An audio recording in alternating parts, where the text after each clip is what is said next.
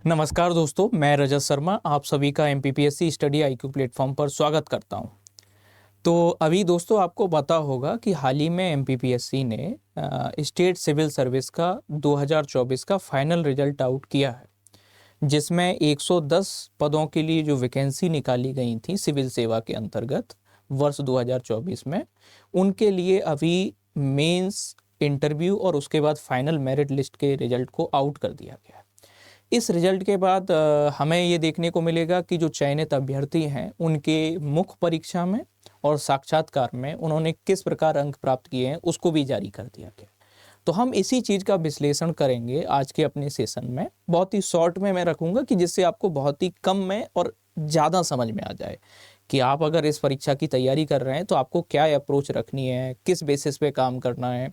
तो वो चीज़ आप इस नंबर से आप आसानी से समझ पाओगे, क्योंकि हमारा दिमाग जो है वो नंबर का क्लासिफिकेशन बड़े आसानी से करता है और उसे जैसे ही नंबर दिखते हैं तो वो तुरंत जो है डिस्टिंग्विश करने लगता है चीज़ों का। तो आप जैसे ही जो रिजल्ट आया हमारा फाइनल, उस रिजल्ट को ज़रा एनालाइज करिएगा और अपनी तैयारी को भी परखिएगा।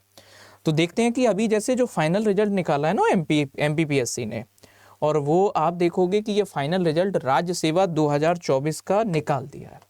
और कब निकाला है? 12 सितंबर 2025 को। मैंने जैसे रिजल्ट आया था आप लोगों के साथ में लाइव आया था और उस दिन मैंने आपके साथ डिस्कस किया था। 87% का मेन जो लिस्ट है उसका निकाल दिया है। आपको पता है कि हमारे एमपीपीएससी में मेंस का एग्जाम कितना होता है? 1500 मार्क्स का होता है। इंटरव्यू कितने का होता है? 185 का। और ये मेंस और इंटरव्यू मतलब 1685 मार्क्स के बेसिस पर ही हमारी फाइनल मेरिट क्या होती है? प्रिपेयर होती है। ये फाइनल मेरिट लिस्ट क्या होती है? तैयार होती है। प्रीलिम जो है एक तरह का स्क्रीनिंग टेस्ट है कि जो भीड़ आ रही है उस भीड़ में से सिंसियर जो लोग हैं उन लोगों को क्या किया जाए? मुख्य परीक्षा के लिए बुलाया जाए। और जिन लोगों ने मेंस पास किया होता है उनको फिर क्या किया जाता है? इंटरव्यू के लिए कॉल आता है। और फिर मेंस और इंटरव्यू के जो दोनों नंबर होते हैं, जो 1685 अंक हैं, उसके आधार पर फाइनल मेरिट तैयार होती है और उस मेरिट के बेसिस पर नंबर ऑफ पोस्ट हैं उनका एलोकेशन कर दिया जाता है।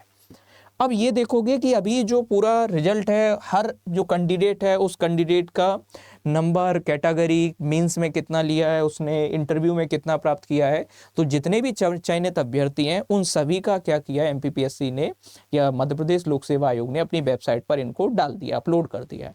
अब इसके बेसिस पर हमें क्या करना है? एनालिसिस करना है। ये देखो पूरा रिजल्ट आपके सामने आपको दिख रहा होगा। तो हमारे मतलब की क्या बात है?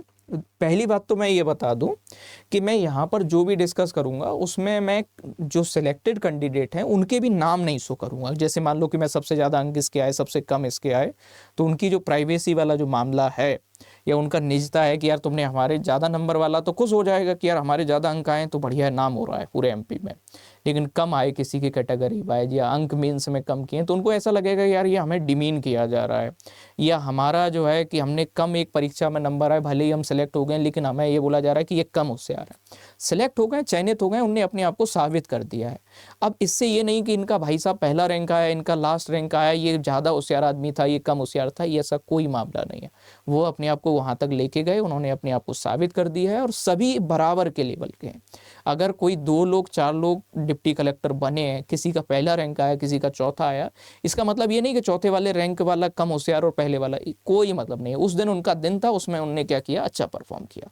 तो हमने पहले हालांकि नाम लिख के रखे थे लेकिन मैंने अभी उनको हटवा दिया है और प्राइवेसी वाला जो कंसर्न है वो भी बस हम अंक के आधार पर एनालिसिस करेंगे। फिर भी मेरा कोशिश ये है कि किसी को इससे बुरा नहीं लगना चाहिए। हम ये बस जो आगे जो तैयारी कर रहे हैं लोग, उनको इससे किसी बात का बुरा ना लगे, मतलब जो चयनित हो गए उनको बुरा ना लगे और जो आगे तैयारी कर रहे हैं उन्हें मदद मिले कि अपना तैयारी कैसे करना है, किस डायरेक्शन में करना है। बस हम इस चीज़ को बताने की कोशिश कर रहे हैं। तो सबसे पहली बात, अगर आप देखोगे कि रिजल्ट में फाइनल जो रिजल्ट आया हमारे सामने, उस रिजल्ट में देखोगे कि एमपीपीएससी में ओवरऑल हाईएस्ट मार्क्स यानी कि 1685 में से सर्वाधिक नंबर कितने आए हैं? तो 1685 में 953 पर 2024 के टॉपर निकल के सामने आ गए। तो 2024 एमपीपीएससी जो सिविल सेवा के टॉपर के फाइनल मार्क्स कितने हैं? 953। और सबसे कम मार्क्स वाला जो आदमी जो भी सिलेक्शन हुआ है वो 716 नंबर पर भी सिलेक्शन हो गया है।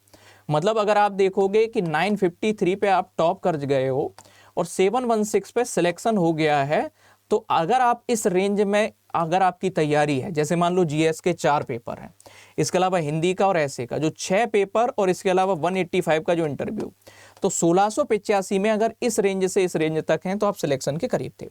मेंस में सबसे ज़्यादा स्कोर कितना रहा है, तो मेंस में 1500 नंबर में 813, लगभग आपको देखने को मिलेगा 55% के आसपास हमें देखने को मिलेगा। और ये 55% के आसपास, 55 से 60%, 813 नंबर मेंस के सबसे हाईएस्ट मार्क्स हैं। इसके अलावा सबसे लोएस्ट मार्क्स कितने हैं मेंस में, 585। इंटरव्यू में सबसे ज़्यादा नंबर किस कैंडिडेट को या किसको, तो सबसे ज़्यादा इंटरव्यू में 185 में से 151। मतलब अगर आप सोच रहे हो और बहुत अच्छी आपकी पर्सनैलिटी है, अपने आप को बहुत अच्छे से रिप्रेजेंट कर लेते हो, तो आप 150 नंबर तक इंटरव्यू में लेके आ सकते हो। हमारा आयोग ये कह रहा है आपको बस अपना रिप्रेजेंटेशन अच्छे से देना है, वहाँ जो भी मेंबर हैं उन मेंबर को अपनी बात से कन्विंस करना है और वो आपसे कन्विंस हो जाए, तो आपको 151 मार्क्स तक भी मिल सकते हैं। दूसरी तरफ सबसे कम नंबर 185 में इंटरव्यू में कितने आए हैं, 64।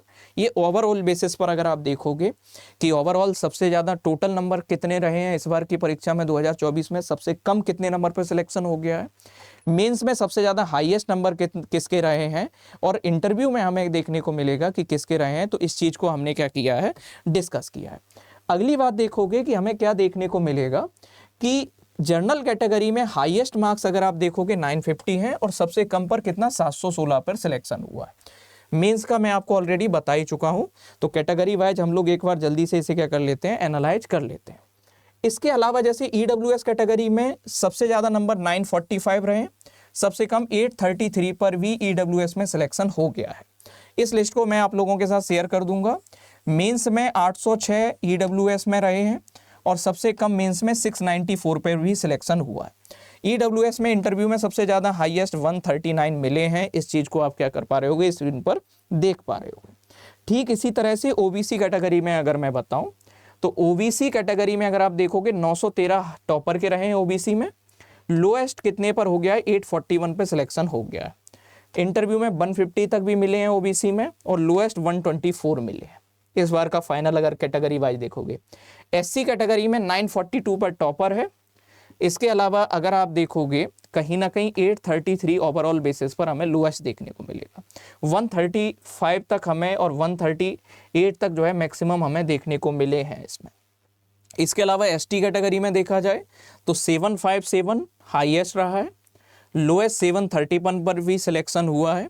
इंटरव्यू में हमें क्या देखोगे कि खास तौर पे 128 मार्क्स तक मिले हैं मैक्सिमम और 95 तक हमें लोएस्ट भी देखने को मिले। तो अगर ओवरऑल बेसिस में मैं अगर बात करूं कि जो पूरा 1685 नंबर का आपका जो पेपर है मेंस और इंटरव्यू का फाइनल जिसके बेसिस पर मेरिट बनती है, अगर उस बेसिस पर अगर हम देखें कि अगर आपका 50 to 55% अगर आपका रिजल्ट है, मेन चीज़ ये है कि मेंस में आप 3 से 4 पेपर अच्छे कर लीजिएगा, 2 एवरेज भी हों तो भी आपका काम चल जाएगा। तो आपको अपना स्ट्रेंथ पता करना होगा और उस स्ट्रेंथ के बेसिस पर इस जो रिजल्ट है, जैसे मैं मान लो कि कैटेगरी वाइज या वर्गवार भी ना जाओ, तो इसको सबसे मेन अपना बेस बनाओ और देखो कि आपको कैसा किस लेवल पे, अगर इंटरव्यू अच्छा नहीं हो पा रहा है आपका, मेंस में अच्छा कोशिश करो। मेंस में अगर किसी सेगमेंट में अगर कम नंबर रह गया है तो इंटरव्यू के बेसिस पर काम करो। तो आगामी परीक्षा के लिए आप रणनीति अभी से बनाना शुरू करो। मेरा कहने का मतलब ये है, ये जो नंबर है मैंने नाम जानबूझ के शो नहीं किया और बहुत ही शॉर्ट इसलिए रखा है कि ये बस आपके साथ में शेयर कर दिया जाए कि हाईएस्ट और लोएस्ट क्या रहा है, उसको एक बार देख लीजिएगा आप लोग। इससे आपको एक समझ में आएगा कि क्या कहानी है। तो बस इतना आप इसको ध्यान रखिएगा और बने रहिएगा एमपीपीएससी स्टडी आईक्यू के साथ। Thank you everyone.